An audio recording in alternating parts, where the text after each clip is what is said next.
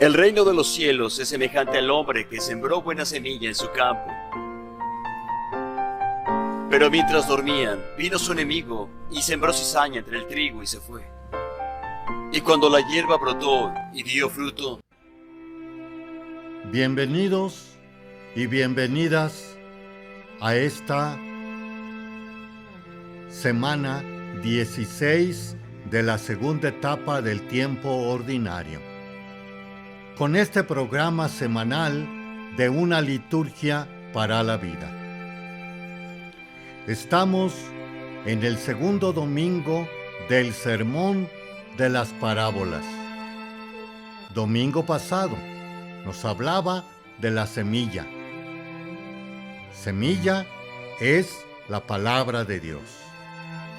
Ahora nos están relatando 3 parábolas. Parábolas viene a darnos a entender cómo es que Dios actúa en este caminar de la vida, de la humanidad como de la historia. Y cómo esta historia llega a ser en su plenitud o al final de los tiempos, que se llama escatología, cómo va a ser ese final de esta historia. Las 3 parábolas de ahora viene siendo una de ellas que vamos a ahondar más, el trigo y la cizaña. La otra parábola viene siendo la semilla de mostaza. Y la tercera parábola viene siendo en torno a la levadura o al polvo de hornear que se mezcla con harina para que así haga redundar o ampliar la masa de harina. Generalmente, como estamos nosotros en el intermedio de la plenitud de los tiempos, como nosotros precisamente vamos caminando en esta vida, y esta vida muchas de las veces nos hemos dormido, distraído, flachado, por otro lado, para que entre en nosotros la cizaña o la mala hierba. Y esa mala hierba la ha sembrado el enemigo, mas no Dios. Dios ha sembrado buena semilla en nosotros. Recordemos nuestra infancia, cómo teníamos todo un castillo irrealizable o realizable en el caminar y futuro de nuestra vida. Y cómo este castillo se fue desmoronando a tal grado que nosotros nos volvimos precisamente los reyes y señores de todo esto. Y no dejamos precisamente que entrara la bondad, la misericordia, justicia, amor, delicadeza, que tanto se ve en la primera lectura de ahora del libro de la sabiduría. Fuimos distraídos, fuimos dormidos, fuimos precisamente teniendo otros poco a poco intereses muy egoístas y contrarios, en pocas palabras, de nuestra fe. Y eso es lo que nos quiere decir la palabra de Dios, cuando precisamente le van a decir los trabajadores al patrón: ¿has sembrado mala semilla? No. Fue mi enemigo quien lo hizo. Y todavía insistentes: ¿quieres que la arranquemos? No. Déjenla que crezca. Llegará el momento, fin de los tiempos, escatología, en que diré a los segadores: arranquen primero la mala hierba y pónganla en gavillas y échenlas al fuego. Y la semilla, el trigo, guárdenlo en los graneros.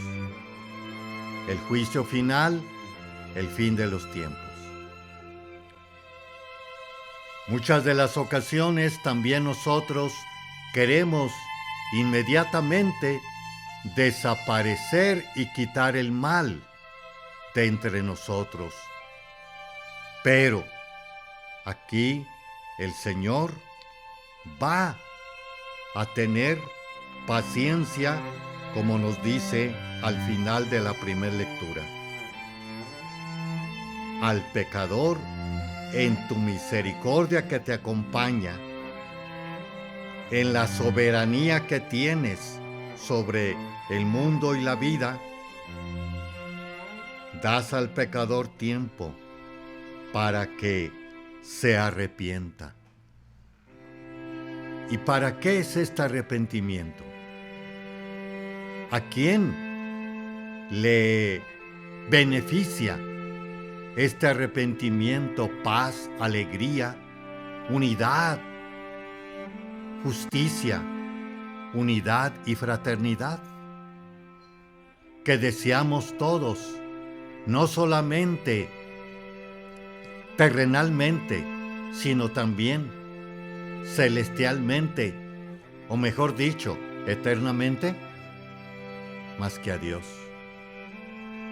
Y Él ofrece, como lo hemos comentado en otro momento, posibilidades, propuestas, de una manera u otra, para poder precisamente cambiar, dar el salto a una mejor y nueva vida. De nuevo, no solo desde aquí, sino también vida eterna, que eso es lo que quiere Él, no solamente una vida terrenal, sino también una vida sin fin, sin penas y dolores, como así nos lo dice la plegaria eucarística. Vamos a hacer un espacio y regresamos en unos momentos. También pueden ustedes ir a otros medios de comunicación, como es Spotify, Apple Podcasts, Google Podcasts, Amazon Music, como iHeartRadio. Les agradecería poder inscribirse, como también poner un like en YouTube con una liturgia para la vida, y ser también nosotros mensajeros, promotores de este reino en el caminar de esta historia. Regresamos en unos momentos. Le esperamos.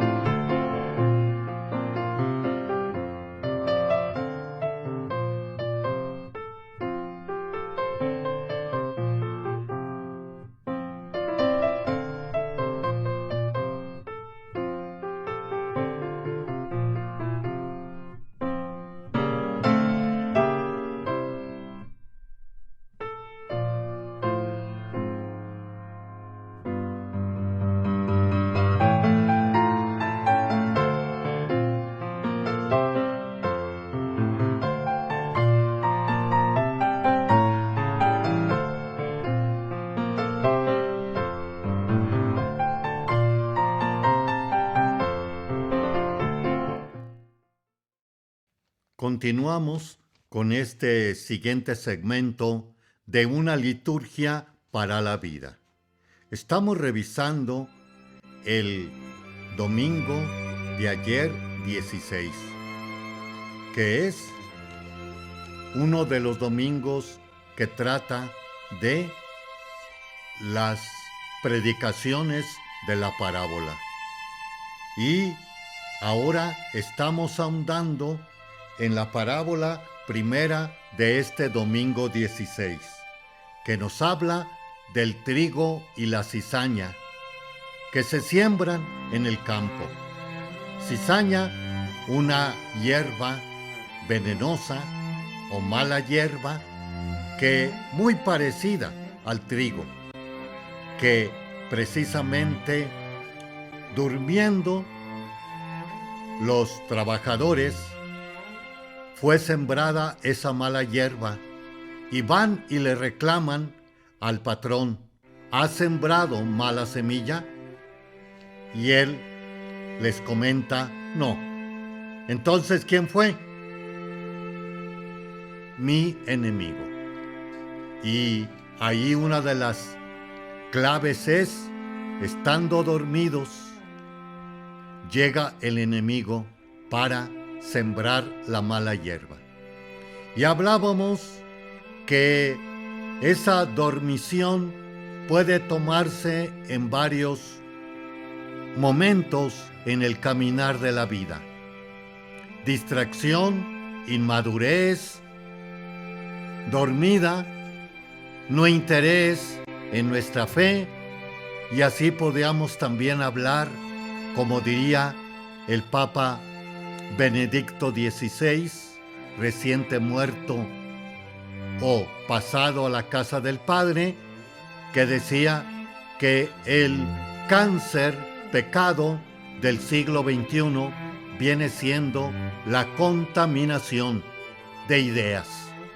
Y ciertamente es, o fue, el inicio de la primera década de este siglo, cuando se despegó completamente los medios de comunicación, los celulares, el internet, los Twitter, etcétera, que han sido de bastante provecho, pero otro tanto también podemos decirlo que son los que han influido en el caminar de nuestra vida y son los que hacen pautar nuestra vida, nuestro caminar, y tenemos que ver las consecuencias, que no son buenas, y tiempo a poder rectificar. De allí, para esto, nos está hablando la segunda lectura de Pablo a los Romanos, y nos dice acerca de la tercera persona de la Santísima Trinidad, el Espíritu Santo. El Espíritu Santo que lo recibimos en el bautismo como también en la confirmación.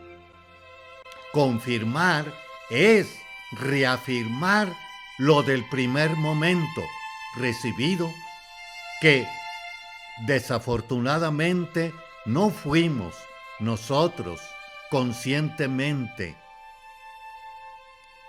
para poder admitir esta fe. Pero nosotros, como también nuestros padres y padrinos, se encargaron, o deberían de haberse encargado, de crecer esta fe cristiana y católica, valga decirlo también. Continúo en la carta. El Espíritu nos ayuda en nuestra debilidad pecadora. Como conocemos, somos de barro, por otro lado también terrenos, por otro lado también con el pecado original, porque nosotros no sabemos pedir lo que nos conviene. Pero el Espíritu Santo mismo intercede por nosotros y conoce profundamente los corazones. Sabe lo que el Espíritu quiere, porque el Espíritu ruega conforme a la voluntad de Dios por los que le pertenecen. El Espíritu ruega conforme a la voluntad de Dios. Algo también nos dice primer momento de la lectura primera. Nos habla de la sabiduría. Sabiduría, no inteligencia o ser listos en este caminar, sino poder entender, oír y sentir como Dios, en Dios.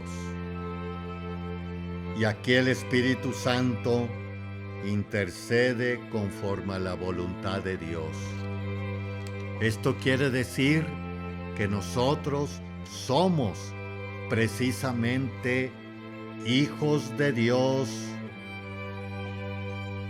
semejante a Él, y tenemos nosotros precisamente voluntad, anhelos,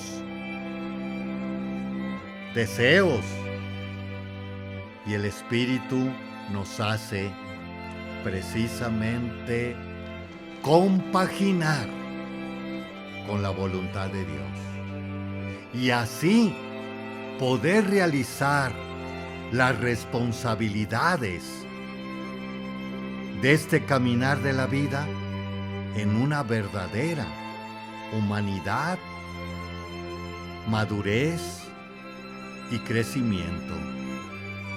De nuevo el color verde. Estamos creciendo en la fe, estamos madurando en la fe, para que cuando llegue el momento de partir, nos pueda el Señor encontrar precisamente maduros para poder entrar a la Pascua eterna, a la gloria eterna, a la escatología o a la plenitud de la vida, en donde no habrá tristezas ni dolores.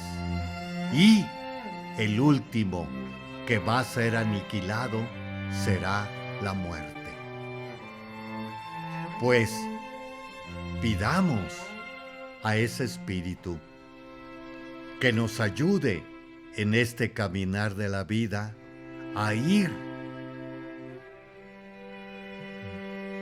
aclarándonos, discernir qué es lo que nos construye y qué es lo que construye la vida, la creación y el mundo. Domingo pasado, también la naturaleza sufre dolores de parto. Y muchas de ellas, dolores de la naturaleza, del mundo y de la vida, aquí y más allá, los dejo que ustedes los enumeren. Tienen precisamente como fondo nuestro ser, más que el adherirnos en el Espíritu para que Él nos ayude a escoger lo que es bueno, no solamente para mí, sino también para el reino. Haremos otro espacio y regresamos en unos momentos. Le esperamos.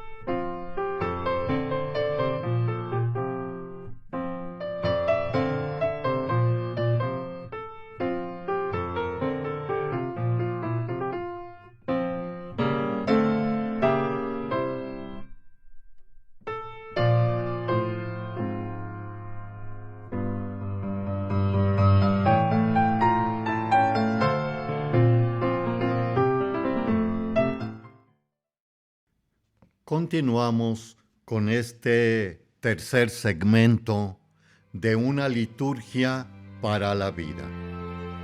Vamos a ver el comentario de la ordenación general de Misal Romano.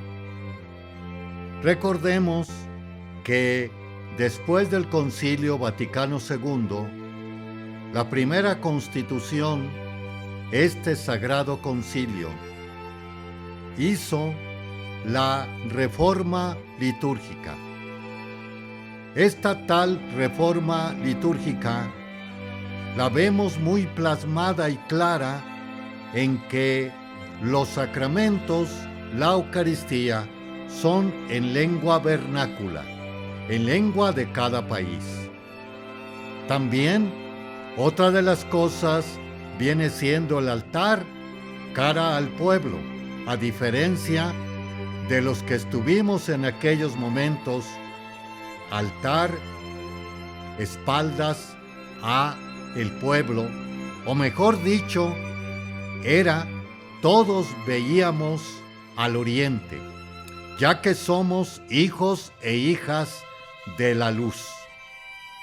Atrás de nosotros estaba el poniente, las tinieblas, donde habíamos salido para poder, con la luz del Señor, entregada en los sacramentos primeros, el bautismo, la primera participación y la confirmación, guiados por esta luz que se quería dar a entender en el sol. De ahí el nacimiento del Señor, que precisamente es en el solsticio de invierno. Y el misal romano contiene pues los prenotandos, que nos hacen aclarar no solamente la teología, sino también las directrices, criterios y normas que nosotros, los ministros, debemos de llevar adelante en la liturgia como en los sacramentos. Número 7. Nos habla de la presencia de Cristo en la misa. En el número 27 de la ordenación general del misal romano, nos dice: en la misa o cena del Señor, el pueblo de Dios es consagrado bajo la presencia del sacerdote, que actúa en la persona de Cristo, para celebrar el memorial del Señor o el sacrificio eucarístico. Más adelante nos fijaremos más en esto. Somos congregados, llamados por el Señor para celebrar su memorial. No es una reunión que se nos ocurre a nosotros. Es el Señor que nos llama a encontrarnos con Él.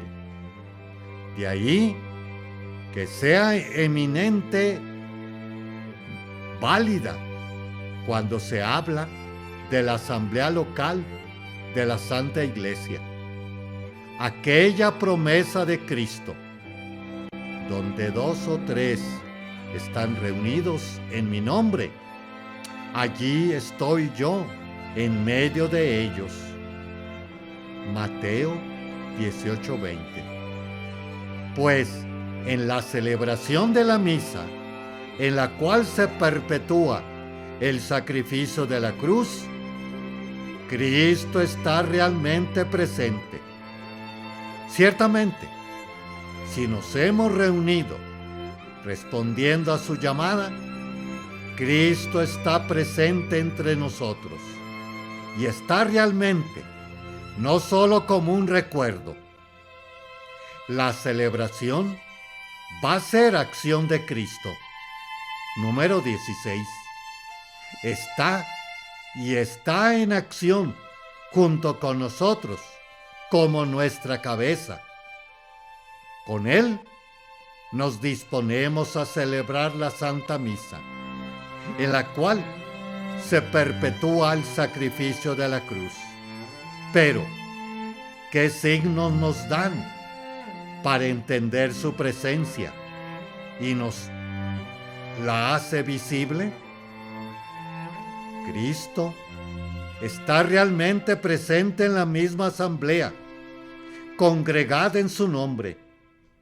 Viene cada uno de su casa o su lugar, pero respondiendo a la llamada de Cristo. Quizás muchos no nos conocemos, pero en la medida que vamos llegando, se va poniendo de manifiesto que el motivo de la reunión es el encuentro con el Señor. Esto se hará especialmente significativo cuando empiece el canto de entrada y quedará sellado con el saludo del que preside. El Señor esté con ustedes.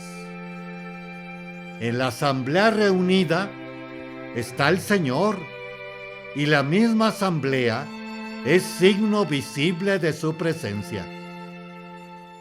Cristo está realmente presente en la persona del ministro. El ministro actúa en persona de Cristo, y Cristo está en la persona del ministro para actuar a través de él. Otro signo visible de su presencia real que nos da la certeza de que estamos celebrando el memorial del Señor, el sacrificio eucarístico, que perpetúa el sacrificio de la cruz. Cristo está realmente presente en su palabra. Cuando el ministro lee la palabra de Dios, es Cristo quien habla. Nos dice el Concilio Vaticano. Nuestra actitud ha de ser de suma atención y respeto. Es Cristo quien habla. No es momento de comentar nada, ni de saludar a alguien que entra tarde, ni de levantarse a echar monedas al cepo o a la alcancía, o distraernos con una oración de nuestro santo o santa devoto, o rezar el rosario. Muy loable, pero no es el momento. Momento es escuchar a Jesús, abrir el corazón a su palabra, que está hablando a toda la asamblea y me está hablando a mí personalmente. Cristo está presente ciertamente de una manera substancial y permanente en las especies eucarísticas. Es el modo supremo de la presencia real de Cristo en la misa. A partir de la consagración está, bajo los signos del pan y del vino, su cuerpo y su sangre, alma y persona divina, ofreciendo su sacrificio al Padre, ofreciéndonos con Él, dándonos en la comunión y permaneciendo en el sagrario, para ir a los enfermos, para ser nuestro amigo y compañía en todo momento, para ir a adorarle, a reunirnos con Él con gran gratitud y respuesta de amor. Está presente. Encuéntrate con Él en cada uno de estos signos de la misa.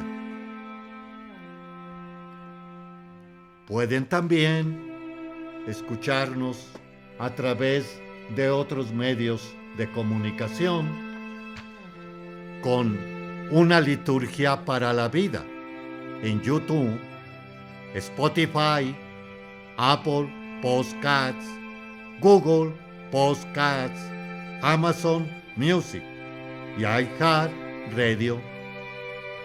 Suscríbanse, como también un like o propagación de esta palabra para que vaya cada vez más interiorizándonos y podamos, como dice la lectura de hoy, descubrir la voluntad de Dios en medio de las adversidades de este mundo. Le esperamos y regresamos en unos momentos.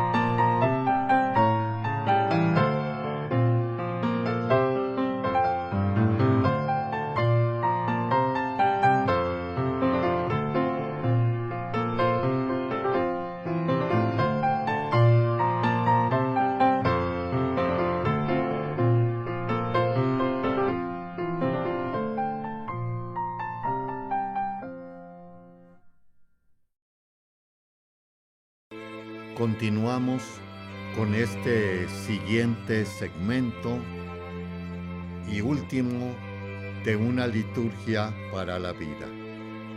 Vamos ahora a repasar el santoral de esta semana. Hoy, lunes 24, celebramos a San Charbel, presbítero, años 1828-1898. Era de rito maronita, de Líbano, y fue criado por un tío al quedar huérfano a los 3 años. Ingresó en el monasterio de Nuestra Señora del Líbano y después de su noviciado hizo los votos y tomó el nombre de Charbel, en honor de un mártir del siglo II. Fue ordenado sacerdote y ejerció su ministerio fielmente, pero se sentía llamado a la contemplación y por eso se hizo ermitaño. Vivió 23 años en soledad y abandonó en Dios y en ayuno y en adoración del Santísimo Sacramento. De vez en cuando iba a administrar los sacramentos a los pueblos cercanos. Después de su muerte, se habló de muchos milagros y muchos peregrinos acudieron y siguen acudiendo a su tumba. De San Charbel, además de la contemplación, destaca su pureza de intención, es decir, de un corazón sin divisiones, entregado a Dios totalmente. En el catecismo vemos, la pureza del corazón es el preámbulo de la visión. Martes 25. Celebramos a 2 santos. Uno primero de ellos ciertamente es muy conocido a nivel de nuestra iglesia, Santiago Apóstol. Era uno de los hijos del Zebedeo, testigo de muchas acciones de Jesús y de sus milagros. El Evangelio lo presenta en varios pasajes como alguien impetuoso y ambicioso, pero dulcificado después de la experiencia de la resurrección de Jesús e impulsado valerosamente a la misión, conocido como Santiago el Mayor. Es el único apóstol cuyo martirio ha quedado consignado en las Escrituras. En los Hechos de los Apóstoles, que nos dice que el rey Herodes ordenó su ejecución a espada. Hechos 12:1-2. Enterrado en Jerusalén, se dice que sus reliquias fueron llevadas a Compostela, España, lugar que a través de los siglos ha sido centro de peregrinaciones. Su fiesta se inició a celebrar en los siglos VIII. Cercano e íntimo a Jesús, Santiago es ejemplo del conocimiento amoroso, de un encuentro personal con Cristo, del que habla el catecismo, que impulsa a la proclamación. La transmisión de la fe cristiana es ante todo el anuncio de Jesucristo, para conducirnos a la fe en Él. También celebramos, quizás muy no tan conocido, San Cristóbal Mártir, patrono de nuestra diócesis. Siglo III. Poco o nada poco sabemos de su vida. Parece que murió en Asia Menor. Las primeras actas en griego y en latín en el siglo V, la leyenda dorada, difundió por toda Europa, especialmente en Alemania, la figura de este santo como uno de los 14 santos ayudadores. El nombre de Cristóbal, que lleva a Cristo, responde al que un hombre que pasó a sus espaldas a un niño que le pidió que le ayudara a atravesar un río. Este niño resultó ser Jesús. El hecho fue adornado con miles de detalles, agregados por la imaginación y la leyenda, tanto como el arte posterior presentan a San Cristóbal como un gigantón que lleva sobre el hombro al niño Jesús. Todavía se puede ver esta imagen en algunas catedrales e iglesias. El culto a San Cristóbal fue muy criticado por la Reforma y Contrarreforma de los siglos XVI y XVII. En el Elogio de la Locura, Erasmo critica su culto y devoción, poniéndose en duda la existencia de este santo. A nivel popular, sigue siendo patrono de conductores y motoristas. En 1969, la reforma litúrgica lo puso como una memoria opcional, dejándolo en una fiesta en los lugares que ahí se le venera al santo. Seguimos con el santoral. Día 26 de julio. Santos Joaquín y Ana, padres de la bienaventurada Virgen María. En la Escritura no se encuentran detalles de la vida de quienes debieron ser los padres de María. Hay únicamente algunos relatos apócrifos, pero en continuidad con el plan de salvación, es lógico pensar que los padres de María eran personas devotas y fieles a su fe. La fiesta se inició a celebrar en el siglo XIII, pero apareció en el misal en el año 1505. En la iglesia de rito oriental se celebra el 9 de septiembre, festividad del nacimiento de María. María fue parte de una familia humana, donde Dios escogió enviar a su Hijo para encarnarse.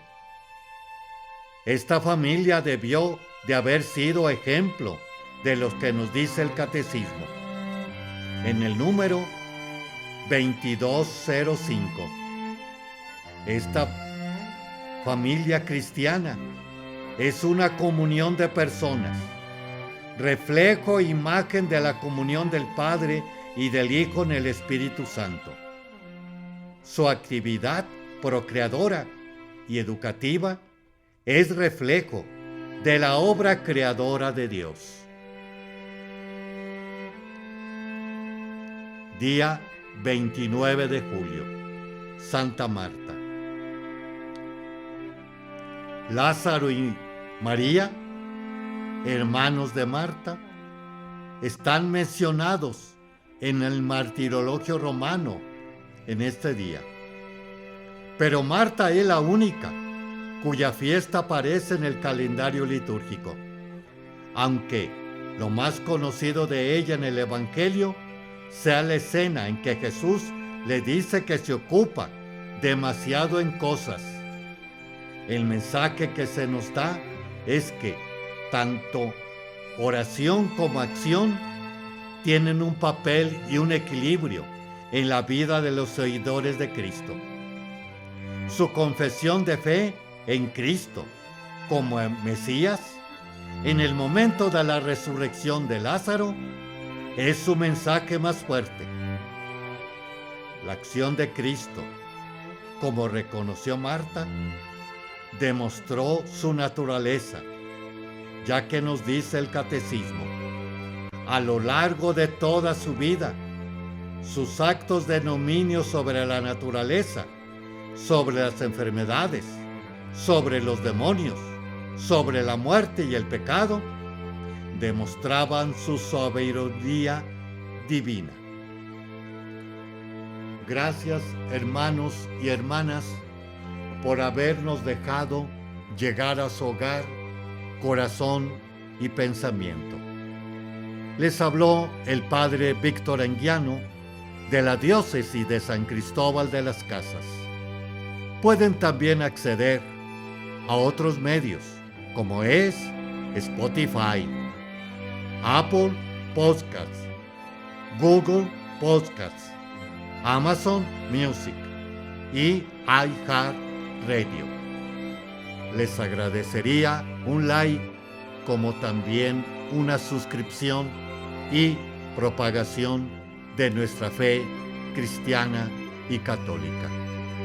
Que el Señor y María Santísima nos ayuden en el caminar de esta historia hacia la plenitud de todos los tiempos, la escatología o el final de esta vida y mundo. Gracias, feliz día, tarde y noche para ustedes. Fruto, apareció también la cizaña. Y los siervos del padre de familia le dijeron: Señor, ¿no sembraste buena semilla en tu campo? ¿De dónde tienes cizaña? Y él les dijo: un enemigo lo hizo.